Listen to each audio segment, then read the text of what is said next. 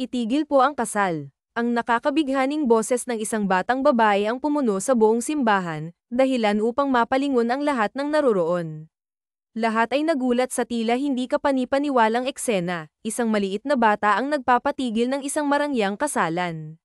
Hindi lamang ang mga bisita ang nagulat, kundi pati na rin ang groom at bride na parehong nasa altar na, kaharap ang pari. Ang pari mismo ay napalingon kay Sofia, na may tapang na sumigaw sa gitna ng seremonya. Agad na natigil ang lahat, at ang atensyon ng lahat ay napako sa batang babae na tila ba may dalang malaking rebelasyon. Ngunit ang mas nakakagulat pa rito ay ang hitsura ng bata, tila carbon copy siya ng groom. Parang isang mini-me, ngunit bersyong babae, ng tanyag na bilyonaryong si Alejandro Almante. Sa kanyang inosenteng mukha, may halong tapang at determinasyon habang naglakad siya sa red carpet patungo sa altar.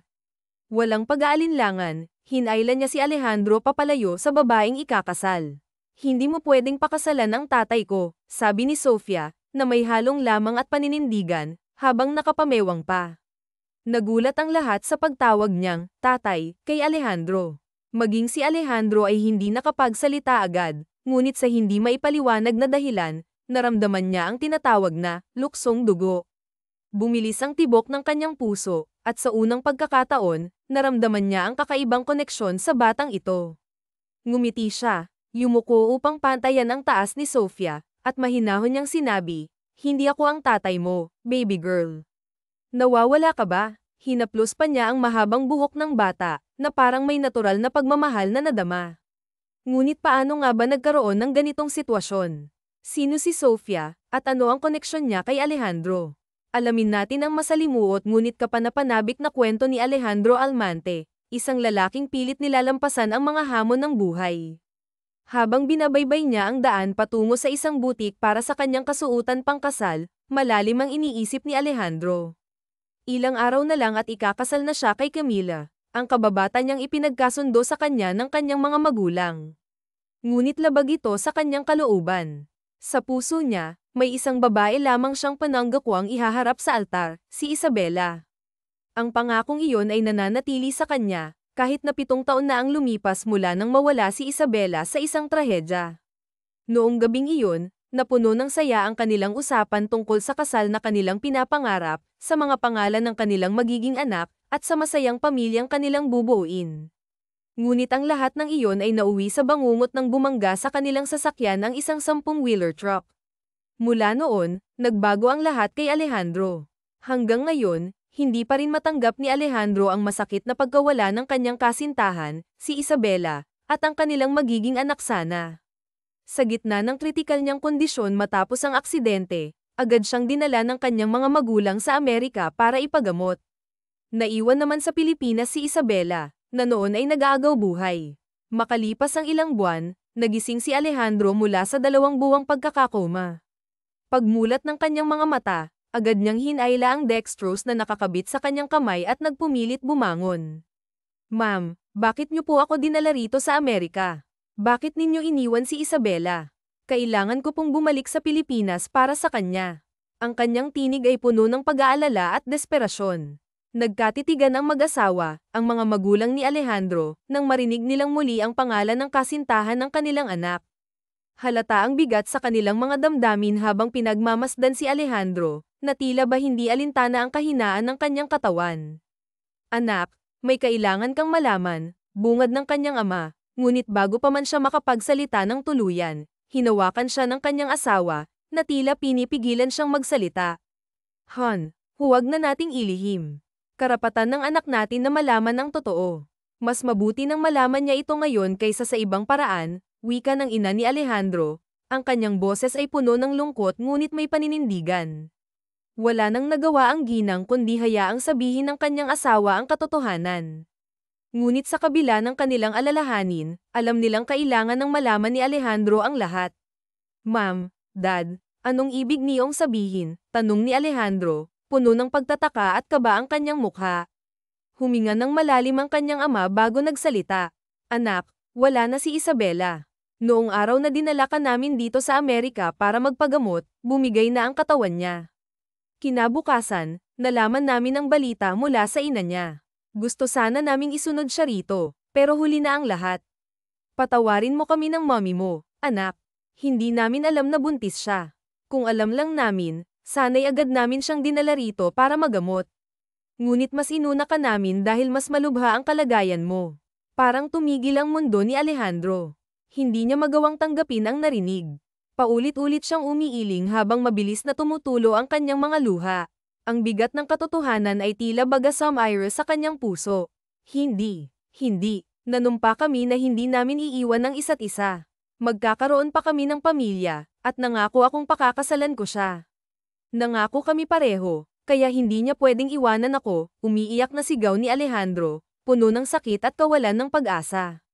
Agad siyang niyakap ng kanyang ina, pilit siyang pinapatahan at pinakakalma.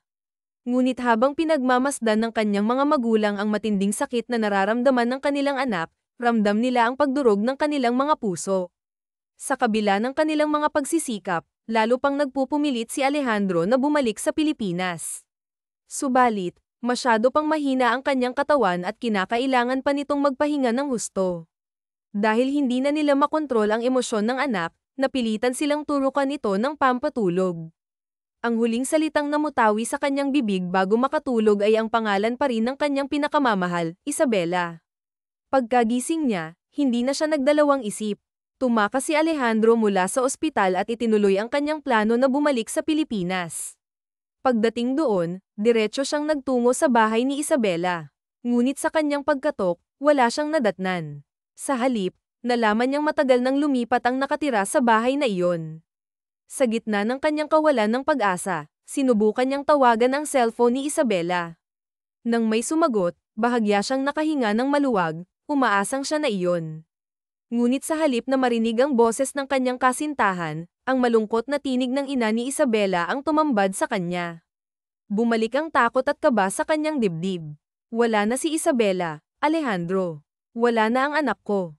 Iniwan na niya tayo, malungkot na wika ng ina ng dalaga nang magkita sila upang kumpirmahin ang malagim na balita. Hindi po totoo yan, tita. Nangako siya na hindi niya ako iiwan, at alam kong tutuperin pa rin niya iyon. Sagot ni Alejandro, pilit na kumakapit sa pag-asang buhay pa ang kanyang kasintahan. Patawarin mo ako, Alejandro, sagot ng ina ni Isabela, na bakas ang sakit sa kanyang mukha. Maging ako na kanyang ina ay nasaktan ng husto sa pagkawala niya. Pero tanggapin na lang natin ang lahat dahil kahit anong gawin natin, hindi na natin maibabalik pa ang buhay ng anak ko. Mula nang malaman ni Alejandro ang masakit na katotohanan, tuluyan nang naging miserable ang kanyang buhay. Hindi niya matanggap ang lahat at hindi niya alam kung paano magsisimula ulit nang wala ang babaeng pinakamamahal niya. Araw at gabi, walang tigil ang kanyang pag-inom at pag-iyak. Halos araw-araw din niyang binibisita ang puntod ni Isabela, at kulang na lang ay doon na siya tumira. Nag-aalala na ang kanyang mga magulang na baka maapektuhan ang kanyang isipan at kalusugan sa matinding pagluluksa. Ngunit hindi nila magawang sisihin ang anak, dahil saksi sila kung gaano kamahal ni Alejandro si Isabela. Maski sila ay nalulungkot sa pagkawala ng dalaga. Sa gitna ng kanyang pagdurusa, tumingala si Alejandro sa langit at buong pusong nanalangin. Diyos na may kapal, ang may likha ng lahat, alam kong ito ang unang pagkakataong lumapit ako sa inyo. Alam ko ring hindi ako naging perpekto at nagkasala ako sa inyo, pero bakit ito ang ginawa ninyong kaparusahan sa akin? Basag ang boses ni Alejandro habang umiiyak, nakaluhod sa loob ng simbahan, kaharap ang isang malaking krus. Hindi niya alintana ang mga mapanuring tingin ng mga taong dumadaan. Sa mga sandaling iyon, nais niyang ilabas ang lahat ng sakit sa kanyang puso, isang bigat na tila nagpapahirap sa kanyang paghinga tuwing pilit niyang itinatago. Matapos niyang bisitahin ang puntod ni Isabela ng paulit-ulit, dumiretso siya sa pinakamalapit na simbahan, umaasang doon ay makakahanap siya ng kahit kaunting kapayapaan. Sa bawat pagluha, paulit-ulit niyang hinihiling sa Diyos, sana panaginip lang ang lahat. Sana nasa koma pa rin ako ngayon at hindi pa nagigising. Ngunit ang katotohanan ay nananatiling masakit at hindi maitatanggi. Bakit niyo po kinuha ang mag-ina ko? Bakit sila pa? Bakit hindi na lang ako? Bakit kailangan kong mabuhay at maghirap ng ganito? Nagsusumigaw si Alejandro, puno ng hinanakit at tanong. Ngunit kahit anong sigaw niya, alam niyang walang sagot na darating. Hindi na niya maibabalik ang nakaraan. Ang tanging katotohanang kailangang harapin ni Alejandro ay ang pagkawala ng kanyang mag-ina. Lumipas ang mga taon, ngunit si Isabela pa rin ang nananatiling laman ng kanyang puso. Kahit pa malapit na siyang ikasal kay Camila, hindi niya magawang kalimutan ang babaeng minsang naging sentro ng kanyang buhay. Napilitan siyang sumang-ayon sa kagustuhan ng kanyang mga magulang na magpakasal, sapagkat kailangan na raw niyang magkaroon ng tagapagmana ng kanyang mga ari-arian at kumpanya. Labis man ang kanyang pagtutol, wala na siyang nagawa kundi sundin ito. Sa kabila ng lahat, pakiramdam niya ay wala ng saysay ang kanyang buhay. Nawalan na siya ng gana sa lahat mula nang mawala si Isabela. Habang nagmumuni-muni, biglang naputol ang kanyang pag-iisip nang marinig ang tunog ng kanyang cellphone. Napabuntong hininga siya bago ito sagutin. "I'm on my way," mabilis niyang sagot sa kabilang linya. Hindi na niya hinayaan pang magsalita si Camila dahil agad niyang ibinaba ang tawag. Ngunit sa kanyang pagmamaneho, bigla siyang napahinto nang masulyapan ng isang pamilyar na figure ng isang babaeng naglalakad sa gilid ng daan. Kumabog ng mabilis ang kanyang puso. Kahit nakatalikod, ang tindig nito, ang mahabang itim na buhok, at ang paraan ng pananamit ay tila si Isabela. Agad siyang bumaba ng kotse at hinabol ang babae. "Isabela," sambit niya, puno ng pag-asa. Hinawakan niya ang balikat ng babae, ngunit agad ding nabura ang kanyang pag-asa nang makita ang mukha nito, hindi siya si Isabela. Bakas ang pagkabigo sa kanyang mukha habang dahan-dahan niyang binitiwan ang babae. "Pasensya na po, miss. Napagkamalan ko lang po kayo," mahina niyang sabi bago bumalik sa kanyang sasakyan. Habang naglalakad pabalik, hindi niya maiwasang tanungin ang sarili, "Ano bang iniisip mo, Alejandro?" Matagal na siyang wala, matagal na siyang patay. Alam ni Alejandro ang katotohanan, wala na si Isabela. Ngunit bakit tila buhay na buhay pa rin siya sa kanyang isipan? Bakit sa mga nakaraang buwan ay tila napapadalas ang pagpapakita niya? Sa kabila ng lahat, patuloy pa rin siyang umaasa na isang araw ay gising siya mula sa bangungot na ito.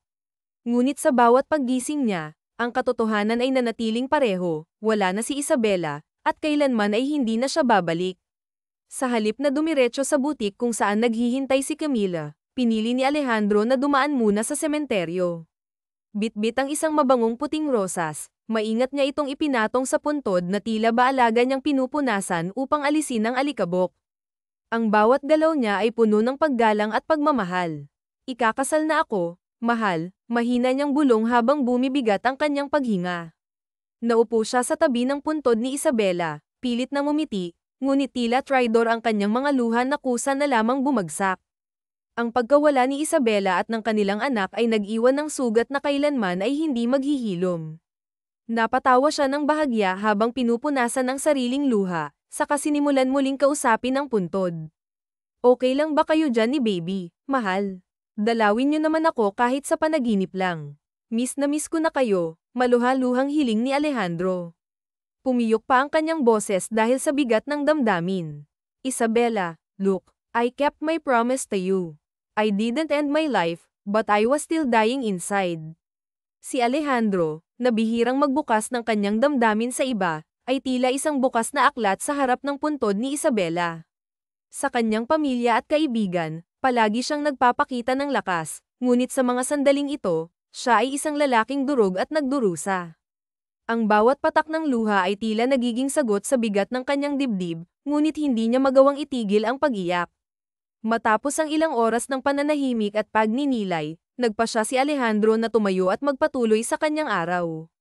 Dumiretso na siya sa butik kung saan naghihintay si Camila. Ngunit tila hindi pa tapos ang tadhana sa paglalaro sa kanya. Habang nasa kalagitnaan ng traffic, napatitig siya sa isang babae sa gilid ng kalsada. Ang dalaga ay kahawig na kahawig ni Isabela, ang mukha, ang tindig, pati na ang aura nito.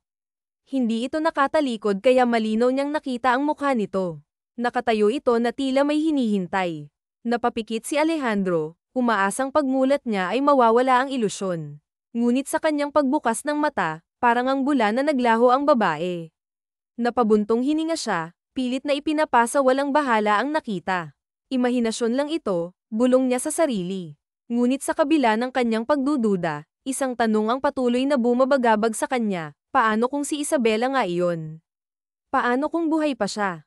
Samantala, Sa ibang bahagi ng syudad, isang babae ang naiinip na naghihintay. Nasaan na ba ang babaeng iyon?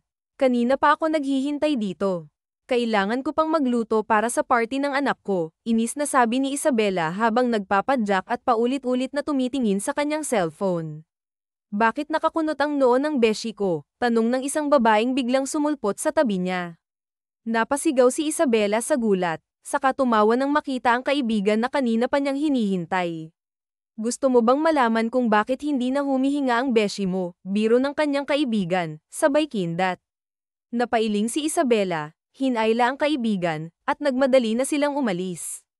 Ito naman, hindi mabiro. Alam mo namang sobrang traffic sa Manila, hindi ba? Habang naglalakad, nagpatuloy si Isabela sa pag-iisip ng mga gagawin. Kailangan pa nating bumili ng cake para kay Sofia. Maghahanda pa ako pag-uwi. Malapit nang matapos ang klase ni Han, at gusto ko siyang sorpresahin. Mag-aanim na taon na ang anak ko. Ano nga ba ang gusto niyang regalo? May nabanggit ba siya sa iyo? Bibilhin ko na para naman may kwenta akong ninang, tanong niya sa kaibigan habang nagmamadali. Nakaluwag-luwag ako ngayon, alam mo na, may bagong rocket ang beshi mo.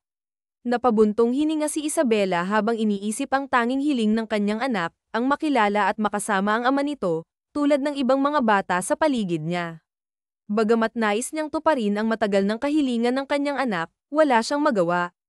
Paano nga ba niya maibibigay iyon kung maging siya mismo ay hindi alam kung sino ang ama ng bata? Pagkatapos ng aksidenteng iyon, nagising siyang walang maalala, maging ang kanyang sariling pangalan ay nabura sa kanyang isipan. Laking pagtataka niya nang malaman niyang nagdadalang tao siya, ngunit walang bakas ng alaala kung sino ang ama ng kanyang anak. Sinabi naman ng kanyang ina ang lahat ng detalye tungkol sa nangyari bago ang aksidente, maliban sa isang bagay, ang pagkakakilanlan ng ama ng kanyang dinadala noon. Sa tuwing tinatanong niya ito, palaging iniiwasan ng kanyang ina ang usapan, tila ba may itinatagong lihim na hindi niya kayang ihayag. Lumabas ang katotohanan na nagsinungaling ang ina ni Isabela kay Alejandro at sa pamilya nito. Kailangan niyang itago si Isabela mula sa kanila at ipalabas na patay na ito bilang bahagi ng isang kasunduan na pinasok niya kasama si Camila. Nang panahong dinala si Alejandro sa ibang bansa para magpagamot, si Isabela naman ay nasa ospital, agaw buhay at nangangailangan ng agarang operasyon. Ngunit walang sapat na pera ang kanyang ina para sa mga gastusin. Sinubukan niyang humingi ng tulong mula sa pamilya ni Alejandro, ngunit walang sumagot sa kanyang mga tawag. Naiintindihan niya iyon, nasa bingit din ng kamatayan si Alejandro kaya abala ang pamilya nito sa pagsagip sa buhay ng kanilang anak. Isang sitwasyong, life and death, ang lahat. Sa desperasyon ng kanyang ina na mailigtas si Isabela at ang sanggol sa sinapupunan nito, tinanggap niya ang alok ni Camila, ilayo si Isabela kay Alejandro at ipalabas na patay na ito kapalit ng libreng operasyon at bayad sa lahat ng gastusin sa ospital. Ang puntod na madalas puntahan ni Alejandro ay walang laman, isa lamang itong kasinungalingan na inimbento ni Camila upang gawing makatotohanan ang kanyang kwento. Ginawa niya ito dahil sa matinding pagmamahal kay Alejandro, kahit alam niyang hindi kailanman minahal ng binata ang kanyang puso. Naging makasarili si Camila, pilit na inaangkin si Alejandro, sapagkat siya raw ang nauna sa buhay ng binata bago pa dumating si Isabela. Pagdating ni na Isabela at Lucia sa kanilang bahay, dala ang mga pinamili nilang pagkain at isang simpleng cake, nagulat sila sa eksenang bumungad sa harap ng kanilang tahanan. Maraming tao ang nagkukumpulan, at may mga pulis na nakaparada ang sasakyan. Ayan siya, huliin niyo po yan. Scammer ang babaeng yan, sigaw ng isang babaeng hindi kilala ni Isabela. Manloloko ka, isauli mo ang pera namin. Napakawalan Gia mo, dagdag pa ng isa habang mabilis na lumapit kay Isabela, puno ng galit. Naguguluhan si Isabela, hindi alam kung ano ang nangyayari at kung bakit siya inaakusahan ng mga tao. Lumabas ang kanyang ina, mangiyak-ngiyak at agad na pumagitna upang protektahan si Isabela. Ganon din ang ginawa ni Lucia, na agad na tumayo sa tabi ng kaibigan upang pigilan ang galit ng mga tao. Ngunit sa kabila ng kaguluhan, nanatiling palaisipan kay Isabela ang totoong dahilan ng lahat ng ito. Sumama na lang po kayo sa amin sa presinto, ma'am, wika ng isang pulis bago tuluyang painesasan si Isabela. Sa gulat at pagkalito, nabitawan niya ang mga pinamili, at sa pilitan siyang isinakay sa police car. Teka, anong nangyayari? Bakit niyo hinuhuli ang kaibigan ko? Sigaw ni Lucia, ang kanyang matalik na kaibigan. Yun na lamang ang huling narinig ni Isabela bago sila tuluyang lumayo. Bagamat naguguluhan, pilit niyang pinapalakas ang loob. Alam niyang wala siyang ginagawang masama kaya't naniniwala siyang hindi siya dapat matakot. Kahit pa mahirap ang kanilang buhay, ni minsan ay hindi sumagi sa isip ni Isabela ang gumawa ng anumang labag sa batas.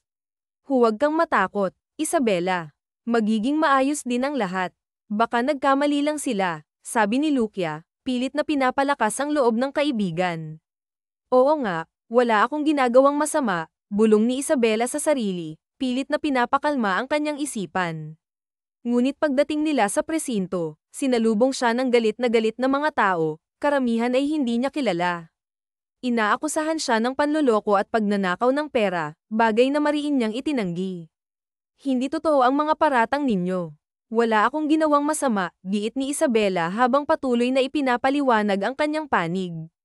Gayunpaman, nagsampa ng kaso ang mga taong nag-aakusa sa kanya, at iginiit nilang iaatras lamang nila ito kapag naibalik ang perang sinasabing ninakaw niya. Sa kabila ng kanyang pagtanggi, wala siyang nagawa ng pansamantala siyang ikinulong dahil sa mga ebidensyang ipinakita laban sa kanya, mga ebidensyang alam niyang hindi totoo. Habang nasa kulungan, bumuhos ang luha ni Isabela nang marinig ang tinig ng kanyang anak. Nanay, sigaw ni Han, ang kanyang munting anak, na agad siyang niyakap sa kabila ng bakal na nakaharang sa kanilang dalawa. Nak, huwag kang mag-alala. Gagawin ko ang lahat para makalabas ako rito, sambit ng kanyang ina, pilit na pinapalakas ang loob ng anak. Alam niyang inosente siya at kailanman ay hindi niya kayang manloko ng kapwa, lalo na para sa pera. Nanay, huwag po kayong mag-alala. Ilalabas ko po kayo rito. Kukunin ko po yung naipon kong pera sa alkansya. Baka pwedeng pambayad yun para makalaya kayo. Makikiusap po ako sa mga pulis na andyan, umiiyak na sabi ni Han, sabay turo sa mga pulis sa paligid. Sa murang edad, makikita ang busilak na puso ng bata. Marahan namang hinaplos ni Isabela ang mukha ng kanyang anak, habang tumutulo ang luha mula sa kanyang mga mata. Okay lang si nanay, anak. Huwag mo nang kunin ang naipon mo. Di ba? Inipon natin yun para sa pag-aaral mo. Nangako tayo na hindi natin yun bubuksan kahit anong mangyari. Makakalabas si nanay dito. Huwag kang mag-alala, mahinahong sagot ni Isabela, pilit na pinapakalma ang anak. Lumipas ang ilang araw, ngunit nananatili pa rin si Isabela sa kulungan. Ang kanyang ina ay napilitang umutang sa iba't ibang kakilala upang mabayaran ang mga taong nagsampa ng kaso laban kay Isabela, ngunit hindi pa rin sapat ang mga ito upang agad siyang mapalaya. Samantala, si Lucia ay unti-unting kinakain ng konsensya. Alam niyang siya ang tunay na may sala sa lahat ng nangyari. Ang bagong racket na kanyang sinubukan ay panloloko gamit ang mukha at pangalan ni Isabela. Hindi niya akalaing haantong ang lahat sa ganitong sitwasyon. Ang perang nakuha niya mula sa mga niloko ay nagastos na rin niya para sa gamot ng kanyang may sakit na ina at sa pag-aaral ng kanyang mga kapatid. Nanay Lucia, hindi pa po ba makakalabas si nanay sa kulungan? Wala pa po ba tayong pwedeng gawin upang makasama na natin ulit si nanay? Malungkot ang boses na tanong ni Han kay Lucia. Siya muna kasi ang nagbabantay sa inaanak niya dahil nga nasa kulungan si Isabela at maaga ring umalis ang lola nito upang maghanap ng mapag-uusapan. Pikit naman ang mariin si Lucia bago hinarap ang inaanak. Gusto mo bang makilala ang tatay mo? Bigla ang tanong nito kay Sofia. Buong gabing pinag-isipan ito ni Lucia at ito lang ang nakikita niyang paraan upang matulungan na makalabas sa kulungan ang kaibigan. Saksi ang dalaga sa lahat ng nangyari kay Isabela. Alam niya rin ang lahat dahil matalik na kaibigan nito si Isabela noon at para na rin niyang pangalawang ina ang ina ng kaibigan. Kilala niyo po ang tatay ko. Matutulungan niya po ba tayong ilabas si nanay sa kulungan? Inosenteng tanong nga nito na kinatango lang ni Lucia. Samantala sa kabilang dako naman ay araw na nga ng kasal ni Alejandro. Maraming mga damalong tanyag na mga negosyante at mga piling na mga reporters. Laman na rin ng balita ang kasal ng binata na tila inaabangan ito ng karamihan. Isang grandeng kasalan ang nagaganap ngayon sa simbahan. Maraming mga palamuti at sa isang tingin mo pa lang ay mamamangha ka sa ganda. Ngunit napatigil ang kasal ang nagaganap ng may biglang sumigaw, itigil po ang kasal. Pero sinabi nga ni Alejandro na hindi siya ang tatay. Na ang batang sumigaw ang bata nga ay si Han. Hindi po ako nawawala at ikaw nga po ang tatay ko. Pinuntahan po talaga kita rito pagpupumilit naman ni Han bago may kinuhang nakatuping litrato na nakasilid pa sa kanyang maliit na bulsa at ipinakita ito kay Alejandro. Nagulat at parang napako naman ang binata sa kanyang kinuupuan ng baklatin nga niya ang nakatuping litrato. Hindi siya makagalaw dahil nakatuon na lamang ang kanyang pansin sa imaheng nakapaloob doon. Anak, what's happening here at sino itong batang ta? Bakit tinatawag kanyang tatay? Nagtatakang tanong ng ina ni Alejandro nang makalapit ito sa gawin ng anak. Ma, basag ang boses na tawag ni Alejandro sa kanyang ina at nanginginig pa ang kamay nito nang ipinakita sa ina ang litratong hawak niya. Oh my God! Napatakip nga ng bibig ang ginang at hindi siya makapaniwala nang makita ang nilalaman ng litrato. Naglalaman kasi ito ng mukha ni Isabela habang katabi ang anak na si Han, isang family picture ito. Nang makabawi naman sa gulat si Alejandro, mangilid-ngilid na nga ang kanyang luhang hinawakan sa magkabilang balikat si Sofia. Saan mo ito nakuha? Bakit kami nilitrato sa kanya? Puno ng pagtatanong ang isipan ni Alejandro. Nakalimutan na nga yata niyang ipagpatuloy ang sarili niyang kasal. Mas lalong bumilis ang pagkabog ng kanyang dibdib. Alejandro, mas importante pa ba yan kaya ipagpatuloy ang kasal natin? Nakakahiya na sa mga bisita natin, no? Mahina ngunit puno ng inis ang boses na sambit ni Camila. Ngunit hindi ito pinansin ni Alejandro, mas mahalaga sa kanya ngayon ang maliwanagan sa lahat.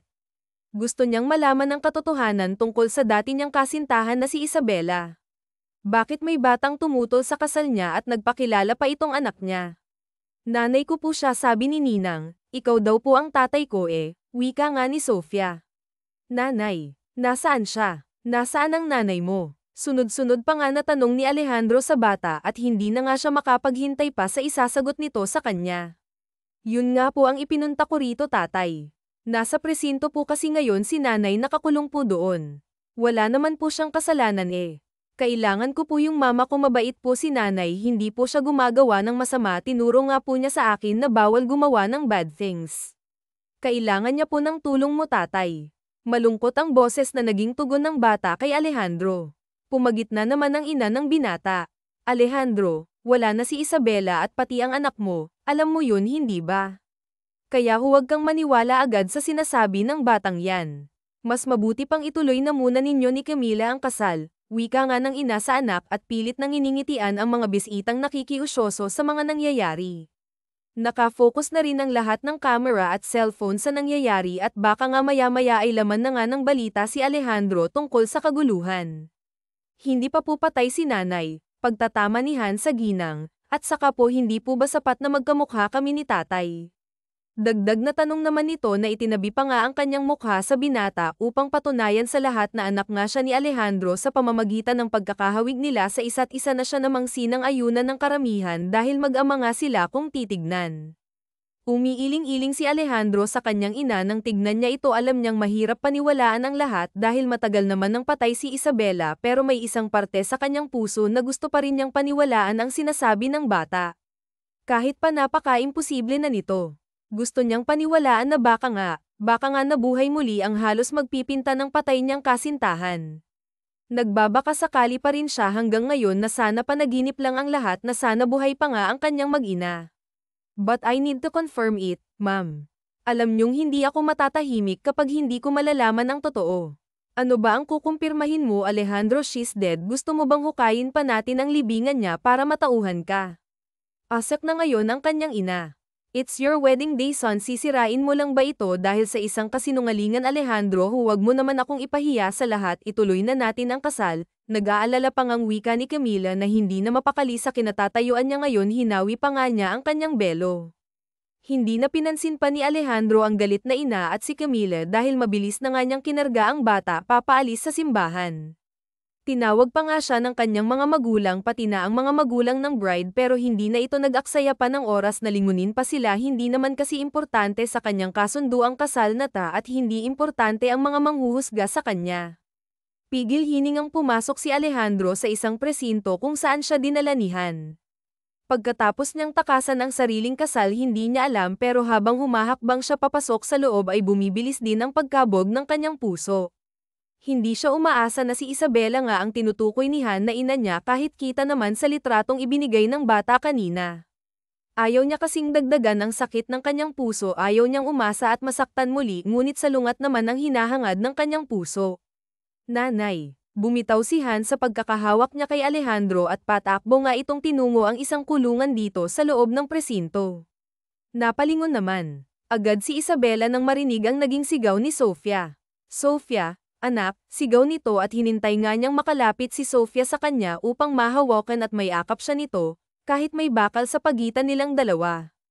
Natigilan at hindi naman makagalaw si Alejandro sa kanyang kinatatayuan nang masilayan ng isang pamilyar na babae sa loob ng kulungan. Nag-uunahang bumuhos ang kanyang mga luha habang tulala itong pinoproseso sa utak niya kung si Isabela nga ba ang nakikita niya ngayon. Saan ka ba galing ha? Bakit hindi mo kasama ang ninang Lukia mo? Kanina ka pa hinahanap ng lola mo, pinag-aalala mo na kami anak eh. Akala ko kung napano ka na, nag-aalalang sambit nga agad nito kay Sofia nang kumalas siya sa pagkakayakap sa anak. Sinuri pa nga niya ang anak kung maayos ba ang lagay nito. Nay, huwag po kayong mag-alala, may lalabas na po kita rito. Hindi ka na po magtatagal pa sa kulungan, nakangiti at mukhang excited na wika nga ni Sofia sa ina. Napakunot naman ang noo ng dalaga dahil sa sinabi ng kanyang anak. Anong sinasabi mo anak? At teka nga, saan ka ba kasi nagsusuot ha? Bakit hindi ka man lang nagpaalam sa lola mo na aalis ka o gag-ala ka? Yun ni Ninang Lukia mo. Sa susunod, huwag na huwag mo yun gagawin ha dahil aatakihin ako sa puso kapag may nangyari sa iyong masama. Nay. Huwag po kayong mag-alala, huwag po kayong mag-alala ni Lola sa akin. Malaki naman na po ako eh. At sa katunayan nga po niyan, pinuntahan ko pa po si tatay sa kasal niya, humingi po ako ng tulong sa kanya para ilabas ka po rito at magkakasama na tayo ulit. Ayun nga po siya masayang wika ni Sofia at itinuro nga niya si Alejandro na may hindi kalayuan na hindi pa rin gumagalaw sa kanyang kinatatayuan at tulala lang itong nakatingin sa mag-ina. Lumingon ni Isabela ang itinuro ng anak at nagkatitigan nga silang dalawa ni Alejandro. Unti-unti namang nanlaki sa gulat ang kanyang mga mata nang masilayan nga niya ang noon pang ang crush na crush niyang lalaki. Nang minsan kasing nagbabasa si Isabela ng dyaryo na binili pa ng kanyang ina noon ay hindi niya sinasadyang makita ang litrato ni Alejandro na nakapaloob doon. Parati kasing laman ng balita ang binata noon dahil nga sa kumpanya nito naabot na hanggang sa labas ng bansa at naging tanyag din itong bilyonaryo sa Pilipinas. Marami nang nahuhumaling sa binata dahil sa taglay nitong kagwapuhan at charisma, at isa na nga rito si Isabela. Sa tuwing may nakikita nga siyang bagong diaryo o magazine ay patago nga niyang hinahanap doon ang litrato o balita tungkol kay Alejandro at paimpol nga niya itong itinatabi sa kanyang kwarto. Tumigil lang siya sa ginagawa niyang pagtatabi ng dyaryo nang mabasa niya sa balita na ikakasal na pala ito. Doon din siya nasaktan at itinigil na nga ang pagkahumaling niya sa binata dahil langit at lupa ang agwat nila sa estado ng buhay. Ngunit hindi malaman ni Isabela ang dahilan kung bakit bigla na lang bumilis ang pagtibok ng kanyang puso nang masilayan sa personal ang lalaki na ngayon ay nakapormal pang damit at nakatayo sa hindi kalayuan sa kanila. Napabalik lamang ang kanyang isip sa realidad nang makaramdam siya ng basa sa kanyang pisngi. Hindi niya namalaya na lamandes na pala ang kanyang mga luha sa hindi malamang dahilan. Ibinlik ni Isabela ang tingin sa kanyang anak dahil parang hindi tumitigil ang paninikip ng kanyang dibdib kapag ipinagpatuloy pa nga niyang titigan si Alejandro na titig rin sa kanya. Marahan naman niyang pinisil ang matambok na pisngi ng anak. Ikaw talagang bata ka, napakasuwabe. Inilapit ng kaunti ang kanyang bibig sa tenga ni Sofia upang may bulong, at saka bakit ka pumunta sa kasal niya at dinala mo pa siya rito? Nakakahiya naman ang ginawa mo anak. Ang anak niya kasing si Sofia ang may alam lang sa pagiging fangirl nga niya sa binata noon. Palagi nilang pinapangarap na makita ang binata, ngunit dahil malaki nga ang agwat ng estado nila sa buhay ay matagal na nga nilang tinanggap na hindi yun mangyayari. Nay, sabi po kasi sa akin ni Ninang Lukia na siya po ang tatay ko eh.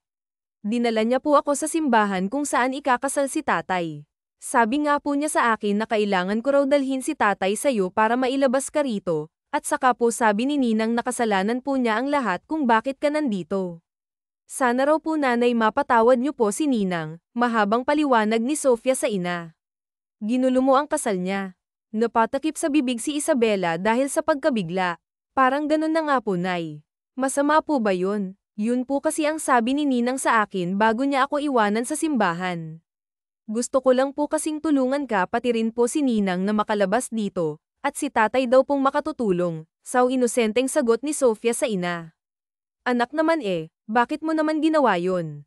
At saka hindi mo siya tatay. Di ba ipinaliwanag naman ni nanay sa'yo noon ang lahat at naiintindihan mo naman yun kasi nga malaki ka na. Hindi ko rin naman kasi alam kung sino ang tatay mo. Siya po ang tatay ko, Nay. May ipinakita pa nga po si Ninang Lucia na litrato ninyong dalawa ni tatay pagpupumilit ni Sofia. Nahal ata ang pagiging inosente doon. Natigilan saglit si Isabela. Hindi niya alam kung paniniwalaan ba niya ang sinasabi ng anak niya at ang kanyang kaibigang si Lucia. Kung sana naaalala lang niya ang lahat ay madali sana niyang makikilala ang ama ni Sofia. Pero hindi kaya hindi niya alam kung anong paniniwalaan niya ngayon. Hindi naman maipagkakait ngayon ni Isabela na parang ang pinagbiyak na bunga si Sofia at si Alejandro ngayong malapitan nga niyang nakita ang mukha ng binatang kinahuhumalingan niya, pero hindi pa rin maliwanag sa kanya ang lahat kaya hindi niya dapat pangunahan ito. Lumapit na nga si Alejandro sa kinaroroonan nila kaya hindi naman magkanda-ugaga si Isabela sa kanyang kinatatayuan. Nahihiya siya dahil nasa loob nga siya ng isang kulungan ngayon at dugyutin siya kung tingnan dahil ilang araw na nga siyang hindi man lang nakaliligo. Hay, wala sa sariling bati ni Alejandro sa babae. Nahihiya namang ngumiti lang si Isabela rito at hindi niya alam kung anong uunahin niyang sasabihin sa lalaki. Hi rin po sir.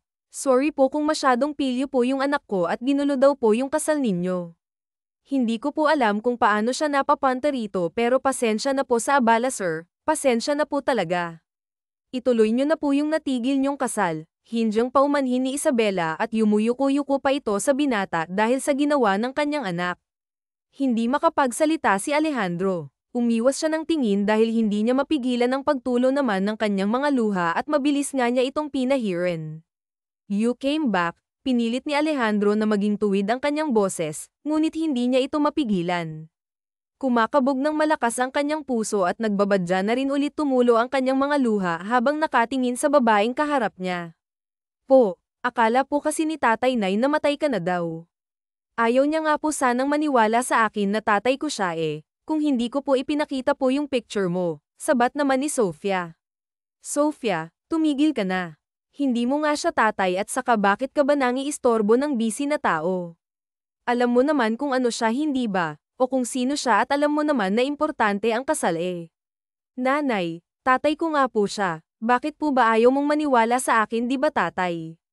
Binalingan nga ng tingin ni Sofia si Alejandro upang sumang-ayon ito sa sinabi niya, pero nginitian lang siya ng binata at biglang niyakap ng mahigpit.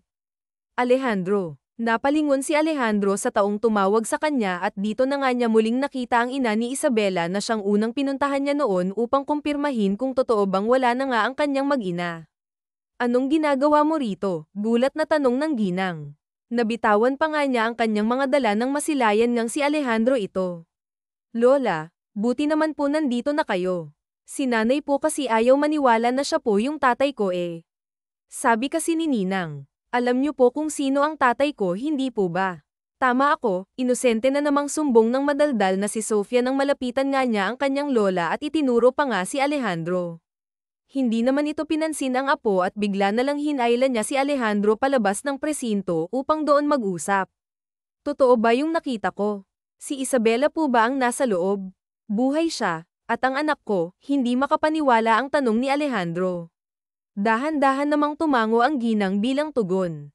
Pero sinabi niyo sa akin noon na wala na siya. Dinala niyo pa nga ako sa puntod niya tita. Nagsinungaling po ba kayo sa amin noon? Hindi na nga mapigilan ni Alejandro na tumaas ang kanyang boses. Hindi niya akalain na naging miserable ang buhay niya nitong mga nakaraang taon dahil lang sa isang kasinungalingan. Mahabang paliwanag ang ginawa ng ginang. Tahimik lang na nakikinig si Alejandro upang maliwanagan siya dahil hindi pa rin siya makapaniwala hanggang ngayon. Ngayon niya napagtanto na hindi siya namamalik mata nitong mga nakalipas na araw. Si Isabela nga ang nakita niya noon na nakatayo sa kabilang bahagi ng kalsada. Bakit parang hindi niya ako kakilala? Matapos ang pagiging coma niya ng isang buwan nagising na lamang siya bigla at wala nang maalala. Sabi ng doktor temporary amnesia lang daw ito, pero hindi ko alam kung bakit hanggang ngayon hindi pa rin bumabalik ang kanyang alaala. Pasensya na Alejandro. Sorry sa lahat. Gusto ko lang na mabuhay ang anak ko kaya sana maintindihan mo ako kung bakit ko yun nagawa sa'yo, sa inyo ng anak ko, umiiyak na sagot na nga ng ina ng babae. Napahilamos sa mukha at napasabunot sa buhok na lamang ang tanging nagawa ni Alejandro. Bumuhos muli ang kanyang mga luha dahil iba't ibang klaseng emosyon ang nararamdaman niya ngayon, pero mas nangingibabaw pa rin sa kanya ang sobrang kasiyahan ngayong nalaman na nga niyang buhay na buhay ang kanyang mag-ina. Kukunin ko po ang mag-ina ko tita. Ilang taon po kaming noalay. Ilang taon ko pong nasayang ang mga panahon na dapat kasama ko sila, inaalagaan at minamahal. Gagawin ko po ang lahat para mabalik sa dati ang lahat, kahit hindi po ako naaalala ni Isabela. Gagawin ko ang lahat para mahalin niya ulit ako katulad ng dati, sambit nga ni Alejandro. Napatango-tango na nga lamang ang ginang habang pinapahiran ang mga luhang lumamas sa kanyang mukha. Alam niyo naman po tita na hindi ko po magawang magalit po sa inyo. Alam ko pong kaligtasan lang ni Isabela at ng apo ninyo ang iniisip niyo noon, at pasensya na po dahil wala ako sa tabi niyo ng mga panahon na yon.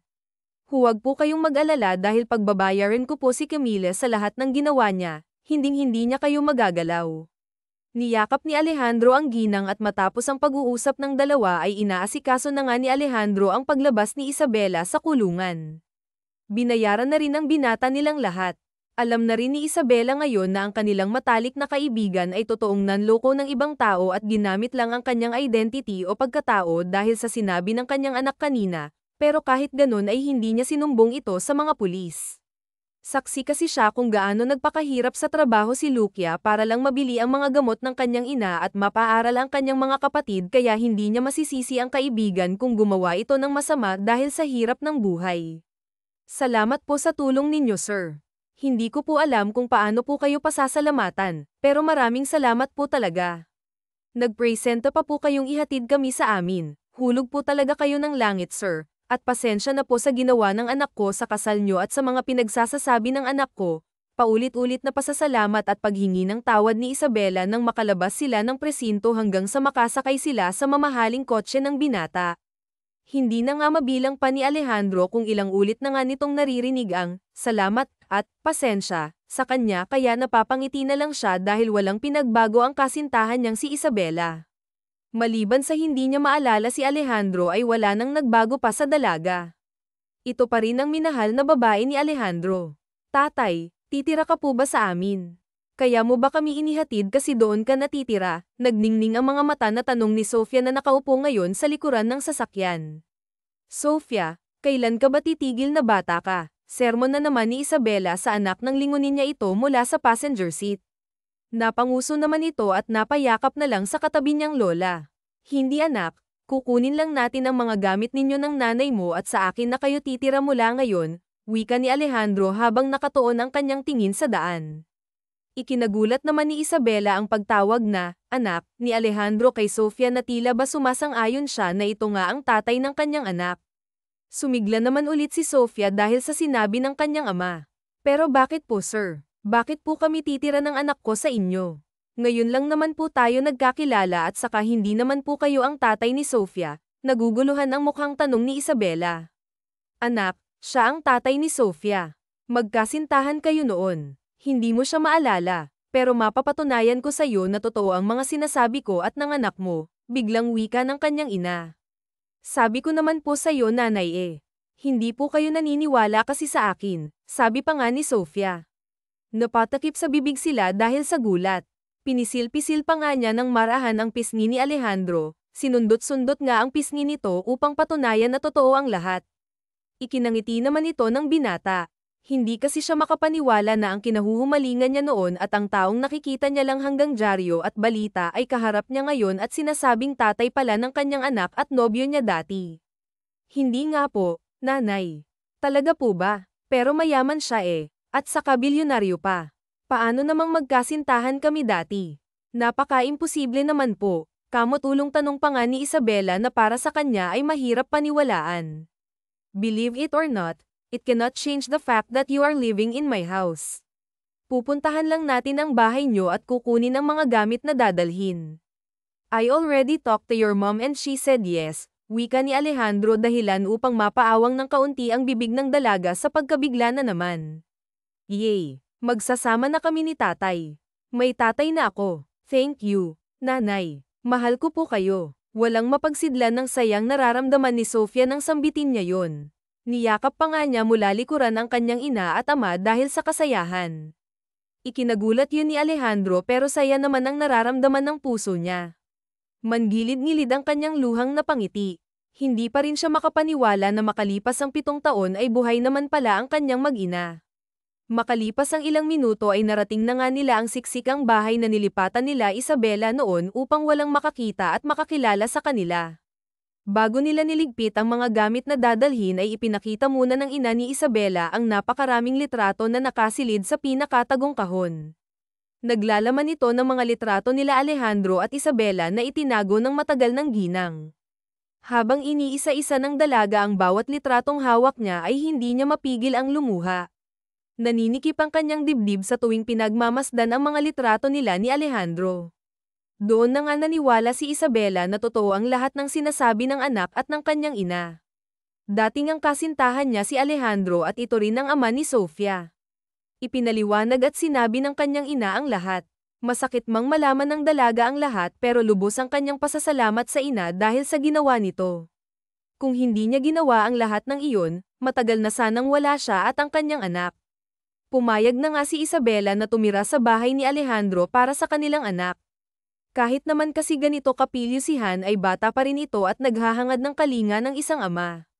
Pero ang ipinag-aalala nga niya ngayon ay ang pagtakas ni Alejandro sa sarili niyang kasal.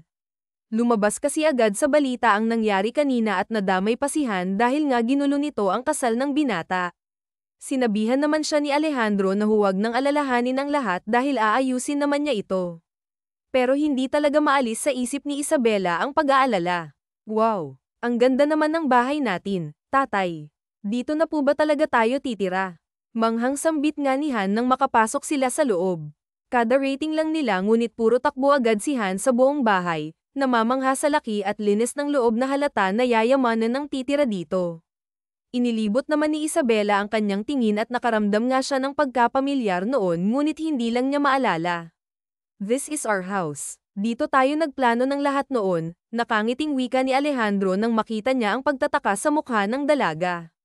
Don't worry. Piling lang na tao ang nakakaalam sa lugar na ta. Hindi tayo masusundan ng mga reporters.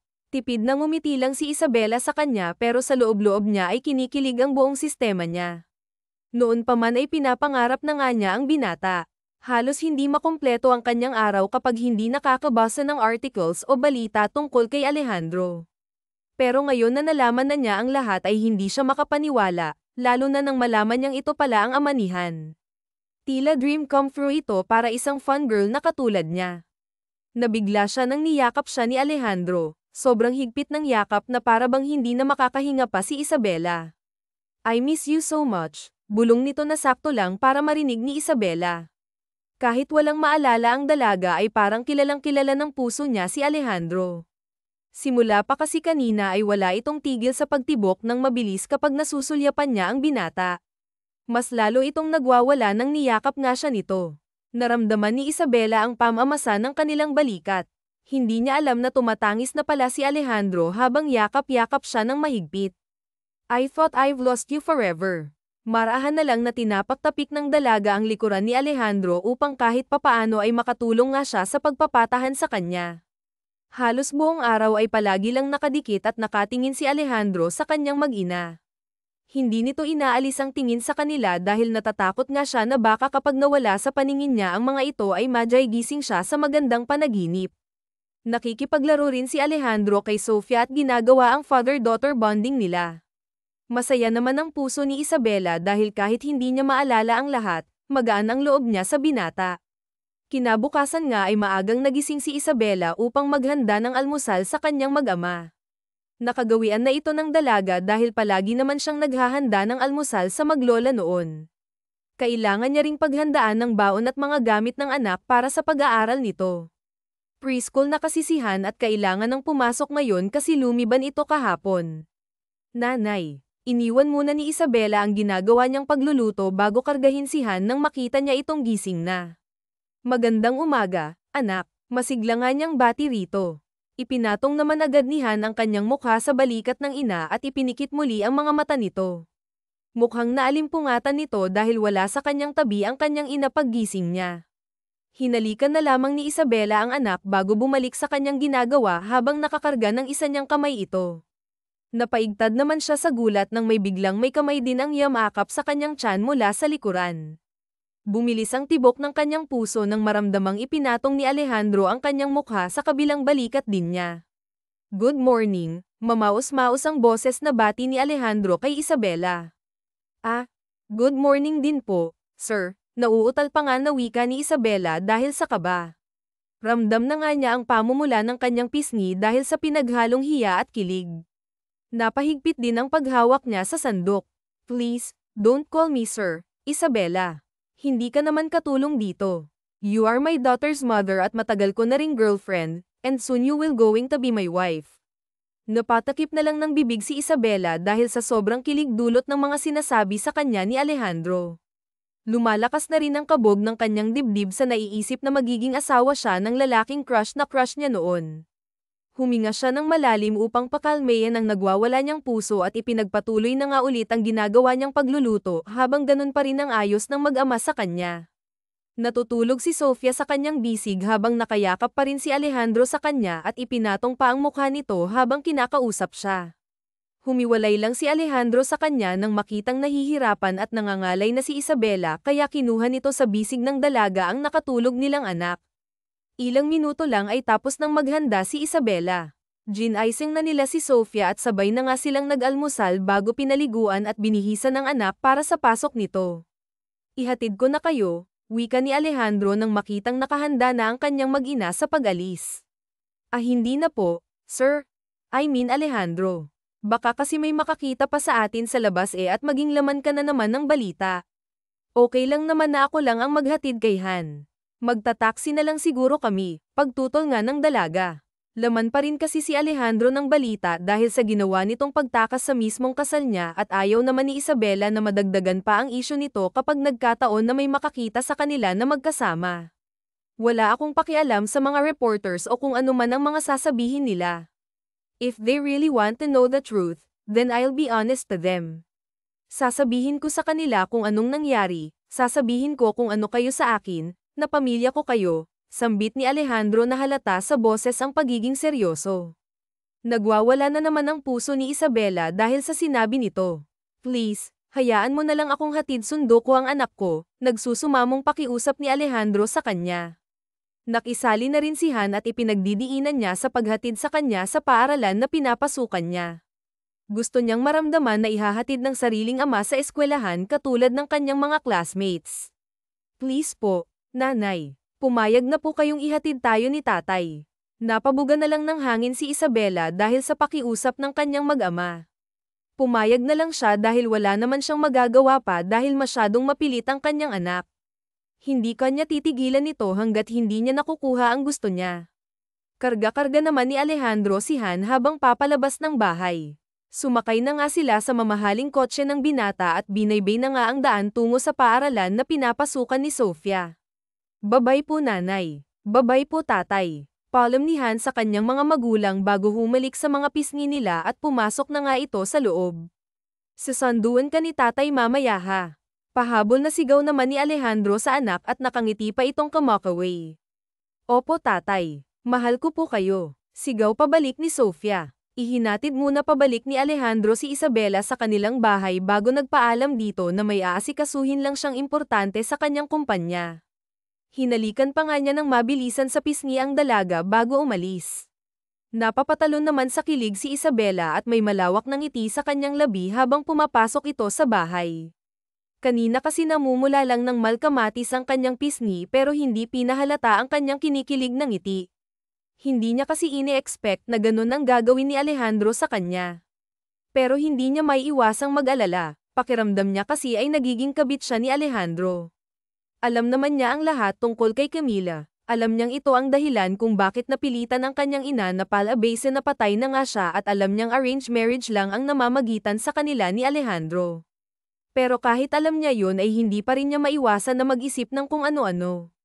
Sa mata kasi ng publiko ay si Camila ang tunay na fiancé, ang orihinal habang siya ay napagkamalang kabit, querida number 2 nanograms binata at baka nga dahil dito ay madamay pa ng tuluyan ang kanilang anak.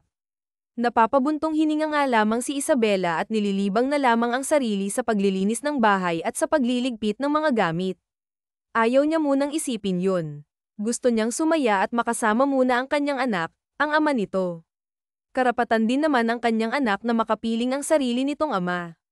Ibinagsak ni Isabela ang kanyang sarili sa malaking sofa sa living room, natapos na kasi niya ang paglilinis kaya napagdesisyonan nga niyang manood na lamang ng pelikula upang hindi mabagot. Ngunit pagbukas niya sa television ay si Alejandro agad ang napanood niya. Nilinaw nga ng binata sa kanyang press conference ang naging dahilan ng pagtakas niya sa sarili niyang kasal at kung sino ang batang babae na naging wedding crusher ng kasal niya. Nagulat pa nga si Isabela nang marinig ang pagpapakilala ni Alejandro kay Han bilang anak niya sa publiko at ang paglilinaw niya sa relasyon niya kay Camila. 7 years ago, nasangkot ako sa isang car accident. I was with my girlfriend back then. Nagising ako sa balitang wala na siya at ang anak namin. While nasa Amerika ako't nagpapagaling, hindi ko matanggap ang lahat. Halos walang araw na hindi sumisikip ang dibdib ko sa sakit sa tuwing iniisip ko na wala na yung mag-ina ko. 7 years, pero isang miracle ang nangyari in my wedding day. Sa araw din na iyon ay nalaman kong buhay pala ang mag-ina ko at ang batang babae na nanggulo sa kasal ko ay ang sarili ko palang anak. Ngayon ay kasama ko na sila sa iisang bahay. Hindi lang ako nandito para sagutin at linawin ang lahat ng mga katanungan ninyo. Nandito ako para ipaalam sa inyo na simula sa araw na to ay wala nang namamagitan na kasunduan sa pagitan ng dalawang pamilyang Almante at Gutierrez. I will never marry Miss Camila at puputulan ko na rin ang partnership ng kumpanya namin with them. And one thing more, gusto kong protektahan ang mag-ina ko sa issue na ito. Nakikiusap sana akong huwag nyo nang idamay ang mag-ina ko dahil biktima lang sila dito at wala silang kasalanan. I love them with all my heart, and ang tagal ko silang hinintay na makasama this past few years. Sobrang nangungulila ako sa kanila, but now na nandito na ako at kasama ko sila, mamahalin at poprotektahan ko sila, at kahit sino pa ang makabangga ko. That's all, thank you. Hindi mapigilan ni Isabela ang kanyang mga luha sa pagbagsak nang matapos niyang mapakinggan ang mensahe ni Alejandro sa kanyang hinandang press conference sa kumpanya nito. Yun pala ang sinasabi ng binata na asikasuhin niyang importante. Tinupad nga ni Alejandro ang sinabi nito kay Isabela na aayusin niya ang lahat. Sumapit ang hapon, at gaya nga ng ipinangako ni Alejandro ay sinundo niya ang kanyang anak sa paaralan. Agad namang sinalubong ni Isabela ng mahigpit na yakap ang binata pagkapasok pa lang nito sa pinto. Ito ang nakikita niyang paraan upang pasalamatan si Alejandro sa ginawa nito kanina sa publiko. Nanay, bakit niyo po naunang yakapin si tatay kaysa sa akin? Nakanguso nga ang bibig na reklamo ni Sofia. Nahihiya namang kumawala si Isabela sa pagkakayakap niya kay Alejandro. Namiss lang siguro ako ng nanay mo anak. Pilyong sabi naman ni Alejandro sa anak na mula naman sa kilig ang mukha ng dalaga. Ikaw talaga, napakaseryoso mo talagang bata ka. Halika nga rito at namiss ka rin naman ni nanay, wika ni Isabela at niyakap nga niya ng mahigpit ang anak upang hindi na ito magtampo pa. Nakiyakap na rin si Alejandro sa kanila at hindi nga nagtagal ay nagtatawanan ang mga ito. Naging maayos naman ang takbo ng buhay nila Alejandro at Isabela sa iisang bahay kasama ang kanilang munting pilyong prinsesa. Sa katunayan nga ay muling napuno ng saya at tawanan ng buong bahay dahil sa kulitan nila. Hindi na nila pinapansin ang kung ano ang sasabihin sa balita o ng publiko ang tungkol sa kanila kapag lumalabas sila upang mamasyal lang. Wala nang mahihiling pa si Alejandro dahil ibinigay naman ng Diyos sa kanya ang noon pa may hinihiling ng puso niya. Malaki ang pasasalamat ni Alejandro sa Diyos at naging malapit na rin ang loob niya rito dahil sa tuwing sumasapit nga ang linggo ay nag-aaya si Sofia na magsimba na siyang nakagawian na nila. Paulit-ulit naman ang pasasalamat ni Alejandro sa Diyos tuwing nagsisimba sila dahil naalala nga niya noon na hiniling niya sa puntod ng dalaga na dalawin sana siya nito sa panaginip dahil namimiss na nga niya ito, ngunit iba naman pala ang plano ng Diyos, ibinalik nito kay Alejandro ang kanyang mag-ina na akala niya noon ay noalay na nga sa kanya. Ilang araw din na lumiban muna si Alejandro sa pagpasok sa sarili niyang kumpanya dahil nga mas gugustuhin niyang makasama ang kanyang pamilya, at sa pangalawang pagkakataon ay muling nahulog ang loob ni Isabela kay Alejandro. Hindi man niya naalala ang lahat ay alam niyang mahal na mahal niya ang binata. Hindi kasi mahirap mahalin si Alejandro dahil palagi siyang sinusurpresa nito ng bulaklak at mga regalo na hindi naman niya hinihingi sa lalaki. Pinapakilig din siya nito sa tuwing nagiging malambing ito sa kanya, kaya hindi talaga niya maiiwasang mahalin ng tuluyan ang binata. Nanay, bilisan niyo po ang takbo, nandyan na po si tatay, sigaw ni Sofia. Natatawa namang sumunod si Isabela sa utos ng kanyang anak. Sinadya namang bagalan ni Alejandro ang kanyang pagtakbo dala-dala ang isang hose ng tubig. Nandidilat kanina si Isabela pero dumating ang kanyang mag-ama at ginulo nga ang ginagawa niya. Ngayon ay naghahabulan at nagbabasaan na nga sila ng tubig. Huli kayo, napasigaw si Sofia at si Isabela nang bigla silang yakapin ni Alejandro at paliguan ng tubig. Natatawa na lang ang mga ito at walang mapagsidlan ang kanilang sayang nararamdaman ngayon. Malaking ngiti ang nakapaskil sa kanilang labi habang pinagpatuloy pa rin ang paghahabulan at paglalaro. Nanay, gusto ko po ng kapatid, biglang sambit naman ni Sofia sa ina sa kalagitnaan ng paglalaro nila na siyang naging dahilan upang masamid sa sariling laway ang dalaga. Marahan namang natawa si Alejandro dahil sa hiniling ng anak at napahinto pa nga sila sa paglalaro dahil dito. Ano bang gusto mo anak? Brother o sister, tanong naman ni Alejandro rito na halata namang inaasar na naman si Isabela dahil nagsimula na ngang mamula ang kanyang mga pisngi. Gusto ko po ng baby brother tatay, masiglang sagot ni Sofia na mas lalong ikinapula ng pisngi ni Isabela sa hiya. Sige, ibibigay namin yan ng nanay mo, nakaayos ang sambit ni Alejandro. Mabilis namang pinalo ni Isabela ang braso nito dahil sa mga pinagsasasabi ng anak nila. Talaga tatay. Magkakaroon na po ako ng baby brother bukas, inosenteng tanong ni Sofia na ikinagahon ni Alejandro. Natawa na rin si Isabela dahil sa itinura ng kanyang anak at napuno na nga muli ng tawanan ang labas ng bahay. Nadant na naman sila ng mga magulang ni Alejandro at ina ni Isabela na ganun ang ayos. Matapos kasing magpa-presscon si Alejandro ay agad na sumugod sa bahay ang mga magulang nito upang kumpirmahin kung totoo nga ba ang sinasabi ng kanilang anak at doon na nga nila nalaman ang lahat ng magpaliwanag sa kanila si Alejandro. Masaya ang nararamdaman nila na makitang buhay si Isabela at ang kanilang cute na apo na nagsilbing wedding crush pa nga sa kasal ng tatay niya noon. Dahil weekend ay bumisita nga ang mga ito kila Isabela para na rin madalaw ang apo nilang si Sofia dahil miss na nga nila ito kahit ilang araw pa lang ang lumipas noong huling kita nila rito. Napakamasayahin kasi ni Sofia kaya napapaligaya niya ang kanyang mga lolo at lola sa tuwing nadalaw ito sa bahay nila. Hindi muling nagpakita pa si Camila kay Isabela mula nang minsang kinumpronta niya ito sa ginawa noon. Hindi naman itinanggi yun ni Camila at sa katunayan nga niyan ay tila mukhang ipinagmamalaki pa nga niya ang ginawa niya noon. Binyantaan din ito ni Alejandro na pababagsakin niya ang kumpanya ng pamilya ni Camila kung hindi ito titigil sa pagiging delusional nito at manipulative. Nasindak naman agad si Camila at nabalitaan na nga lang nila na ng ibang bansa na nga ito. Ano pa ba ang kulang? Tanong ni Isabela sa sarili habang daladala ang listahan na bibilhin niya sa palengke. Hindi na siya pumayag na samahan pa siya ni Alejandro dahil ayaw niyang lumiban na naman ito sa trabaho niya sa sarili niyang kumpanya. Kahit naman kasi mayaman siya at may-ari ng kumpanyang pinagtatrabahuhan ay kailangan niya pa rin namang magtrabaho dahil baka malugi ang kumpanya kapag napabayan niya ito.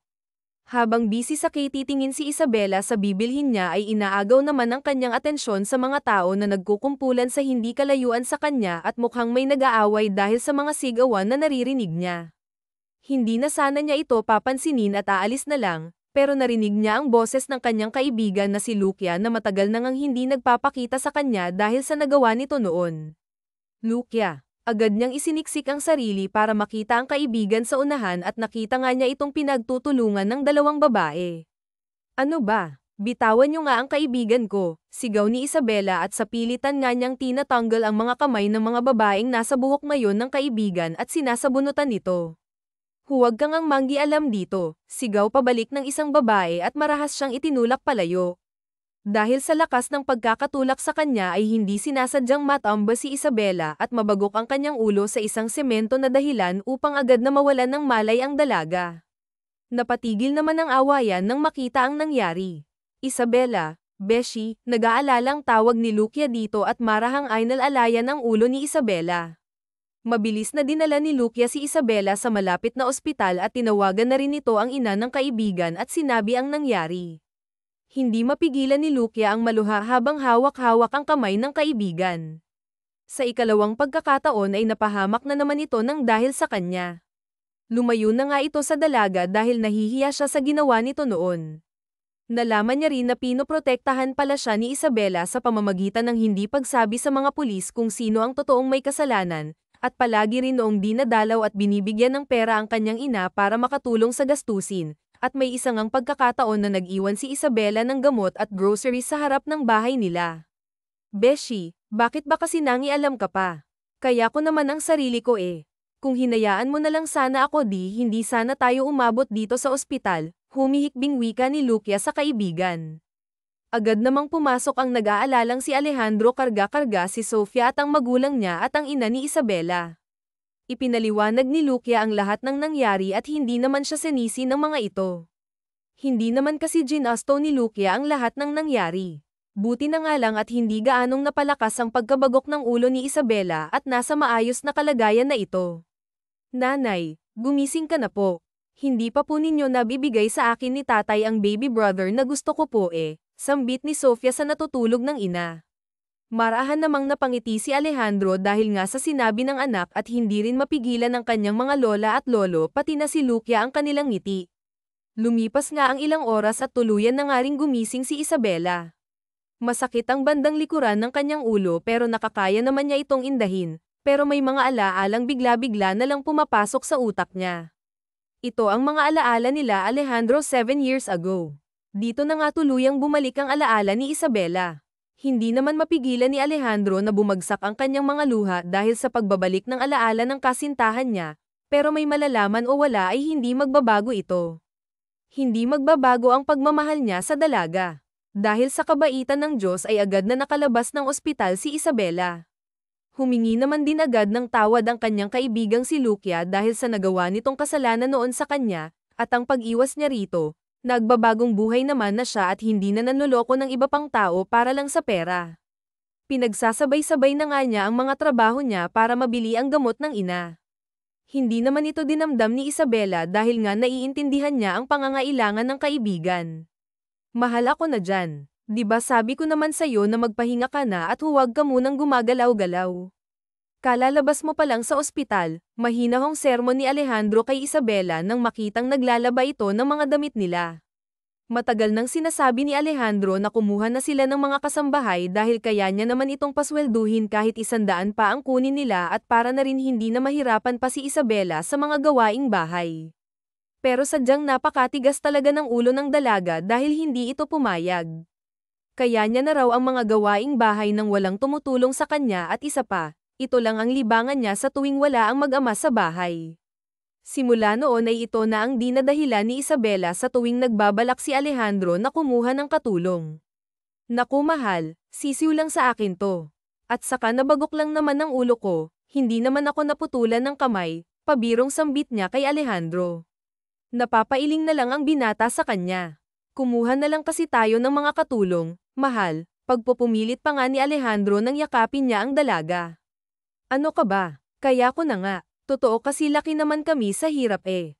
Kaya alam ko ang ginagawa ko eh. Paano kapag buntis ka? Ikaw pa rin ba ang gagawa ng lahat ng gawaing bahay dito?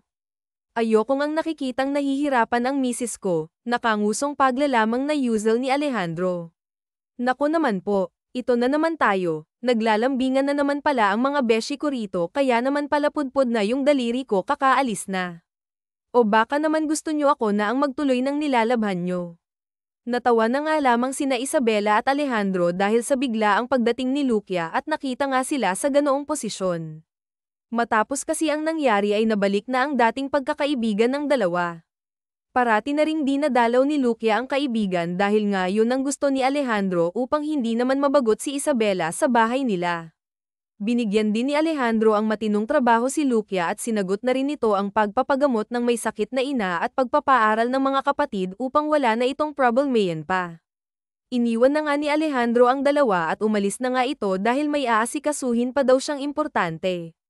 Pero ang totoo naman ay ilang araw na nga niyang pinaghahandaan ang wedding proposal niya kay Isabela at sangkot nga ang lahat dito maliban lang kay Isabela na wala talagang alam. Naisip kasi ni Alejandro na ayaw na nga niyang patagalan pa ang lahat at gusto na nga niyang iharap sa altar ang babaeng totoong minahal niya at hiniling niya sa Diyos noon pa. Plano sana niyang isabay sa kaarawan ng dalaga ang proposal na ihahanda niya. Habang nalalapit ang kaarawan ni Isabela ay nagiging busy na nga rin si Alejandro. Maaga itong umaalis at gabi naman kung umuuwi. Hindi naman maiwasang magduda ni Isabela dahil kagabi kasi ay tumawag siya sa sekretarya ni Alejandro para sana tanungin kung anong oras uuwi ang boss nito. Pero sabi naman nito ay nag-leave lang ng ilang linggo si Alejandro. Lucia, paano nga kung may ibang babae si Alejandro? Maluhaluhang tanong ni Isabela sa kaibigan matapos siyang magkwento rito. Hay naku Isabela, ngayon ka pa ba magdududa kay Alejandro 7 taon na ngayon nagluksa dahil akala niya patay ka na kaya hindi yun magagawa ni Alejandro sa'yo. Baka nga busy lang ang tao o baka naman may hinahandang malaking event, wika ni Lucia, pinipigilan niya ang sariling sabihin ang totoong dahilan kung bakit nitong mga nakalipas na araw ay palaging wala sa bahay si Alejandro. Ayaw niyang ibuking ang surprise ni Alejandro sa kanya eh. Paano nga kung may babae siya?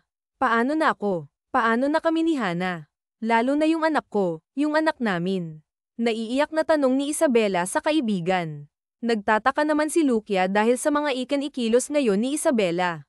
Nakikita niya kasing palagi itong nagiging emosyonal at kung yayain naman siyang mamasyal, palaging umayaw ang kaibigan niya dahil pagod daw ito at gustong matulog, kahit naman walang masyadong ginagawa. Pinaningkitan ng mata ni Lucia si Isabela nang maghinala na ito. Napatakbo naman agad si Isabela sa kusina at doon samuka ng samuka kaya siya sinundan ni Lucia. Nagkatitigan sila na parabang nag-uusap ang kanilang dalawang mga mata. Magiging ninang na ulit ako. Napatalon-talon sa tuwa si Lucia na agad naman siyang pinatigil ni Isabela dahil nga wala pang nakakaalam sa pagbubuntis nito. Gusto sana niyang isurpresa pa rin si Alejandro at ang kanyang anak na si Han na palagi silang kinukulit tungkol sa kagustuhan nitong magkaroon ng baby brother. Sumapit pa nga ang kaarawan ni Isabela ngunit agad itong nalungkot na wala man lang natanggap na bati galing sa mga mahal niya sa buhay, emosyonal pa naman siya ngayon. Pati si Alejandro at Sofia ay nagpanggap na hindi nila naaalala ang kaarawan nito dahil nga sa surprise na hinihila. Umalis ng maaga ang kanyang mag-ama at akala naman ni Isabela na pumasok sa eskwela si Sofia at sa kumpanya naman ni Alejandro. Naiwan siyang nag-iisa sa bahay at mabigat ang dibdib. Hindi rin siya dinalaw ni Lucia kaya mas lalo itong nalungkot. Pero agad din naman yun napalitan ng iyak at kasiyahan ng may samando sa kanya at dinala siya sa isang yate. Naroon lahat ng kanyang mahal sa buhay, si Alejandro, Sofia, Lucia at ang kanyang ina naroon hinihintay nga siya. Ginawa na nga ni Alejandro ang matagal na nga niyang pinaghahandaan, inalok na nga niya ng kasal si Isabela sa harap ng mga mahal nila sa buhay. Kasama rin ang magulang ni Alejandro. At, oo naman, ang isinagot ni Isabela dahil matagal na nga rin niya ang gustong ikasal sa lalaking tanging laman ng kanyang puso. Ngayon ay pagkakataon na rin ni Isabela na isurpresa ang lahat. May sasabihin po sana ako sa inyo, pero huwag po kayong magugulat, malungkot ang mukhang simula ni Isabela. Nag-alala naman ang mukha nilang lahat na hinintay ang sasabihin ng dalaga. What's the problem mahal? May nangyari ba sa'yo? Nag-aalala ang tanong ni Alejandro sa kanya. Unti-unting sumili ang ngiti sa labi ni Isabela. Buntis ako. Magkakaroon na ng kapatid si Han, masiglang sabi nga ni Isabela at mabilis na niyakap panggulat na gulat na si Alejandro, humiyaw naman sa sobrang kasayahan si Han dahil nga magkakaroon na nga siya ng kapatid. Triple ang selebrasyon na ginawa nila sa loob ng yate, una rito ang kaarawan ni Isabela, ang wedding proposal ni Alejandro, at ang pagbubuntis nga niya na puno ng tawanan at biruan ang lugar. Hindi nga namalaya ni Isabela na nasa gitna na pala sila ng dagat. Salamat dahil bumalik kayo sa akin, Isabela. Hinding-hindi ko nahahayaan na iwanan ninyo ako ulit, sambit ni Alejandro habang yakap-yakap ang magiging asawa niya. Salamat sa ilang taong paghihintay Alejandro, hinding-hindi ka na namin iiwanan pa mahal na mahal ka namin ng mga anak mo, sabay na pinanood ng dalawa ang fireworks na pinahanda nga ni Alejandro. Nagtagal pa nga ito ng ilang minuto at ang gabi ngang yun ay ang isa sa mga hindi malilimutan ni Isabela na nangyari sa buong buhay niya. Hindi na pinatagal pa ng dalawa at ikinasal na nga sila matapos ang 1 buwan. Maliban kasi sa wedding proposal ay matagal na ring pinaghandaan ni Alejandro ang kasal nila at ngayon nga ay matutupad na ito. Ligtas namang naipanganak ni Isabela ang lalaki niyang anak matapos ang ilang buwan na paghihintay. Ngayon nga ay ang maliit nilang pamilya ay unti-unti nang lumalaki nang mabuntis ulit si Isabela at lalaki naman ito. Hindi nagsasawa ang dalawa na mahalin nila ang isa't isa at ang mga munting prinsipe at prinsesa ng kanilang tahanan, kahit man ipinaglilingkod at dito na nga nagtatapos ang kwentong pagmamahalan nina Isabela at Alejandro kasama ang kanilang mga chikaiteng, ang sobrang makulit na wedding crusher na si Han.